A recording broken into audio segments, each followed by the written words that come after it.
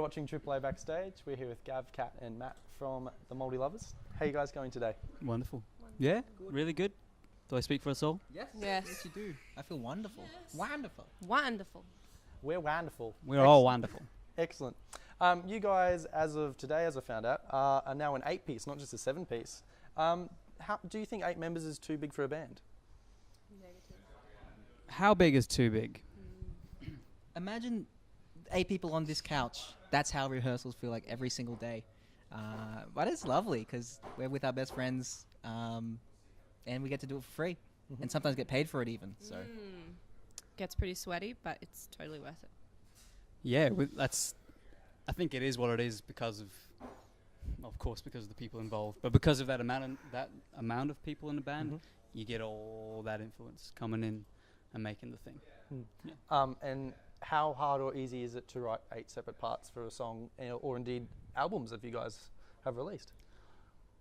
I guess we've all got something to say about that because like we all write our own parts. So the songs will come from, like Matt will have a horn line, or I'll have a few chord progressions, or Joe will have a verse, or like everyone comes with a little thing, or sometimes we just play bad Paul Kelly songs until they turn into like a like a punk song. Yeah, it's just an individual thing. Like we all come in with an idea, and sometimes it's rubbish, and sometimes it's really good. And we keep sometimes the rubbish sounds end up being really good sounds eventually, and we make songs out of them, and some of them turn out really great. Matt, to that? there are no rules. When you go into a rehearsal, there's no no, you can't play G with a B or a Z. That's not even a chord, but that's okay. See, because we're fine with that. Yeah, it's an open, friendly, happy space. Yeah. Great answer. Your sophomore album, Mondegreen, if I'm pronouncing it correctly, That's it. was described as a spicy gumbo of socially charged ska punk, detouring through a medley of Eastern European influence, conscious hip-hop, raw poetic energy, keeping a wry Australian grin that's on sunburst lips. How did the band draw all these influences and crazy sounds to bring them all together to make a coherent and a great album? It goes back to the amount of people in the band. 8 people in the band, you got 8 different lives, 8 different journeys, 8 different personalities, experiences, tastes, different bookshelf, like everything just goes into the mix. And yeah, it was making of the album, it was ages ago now, but I remember we had about 4 songs for about a year, and then we were like, oh, we need about another 8. So then we just kind of knuckled down, and all the bits that I think had been floating around in the soup, we kind of gathered them up on the spoon until there was a mouthful. Yeah, when one person listens to pop, another person listens to old school like 70s punk, when another person listens to experimental Japanese folk, and another listens to genre of music, then it's gonna come together in a really interesting, weird, like almost kind of way. A spicy gumbo. Exactly. A spicy gumbo, it does exactly what it says on the tin. Your latest single, Civilized Crossfire, has a very Mouldy Lovers sound where it isn't too much ska, but it's got all these different things, as we were talking about before. You've got so many influences.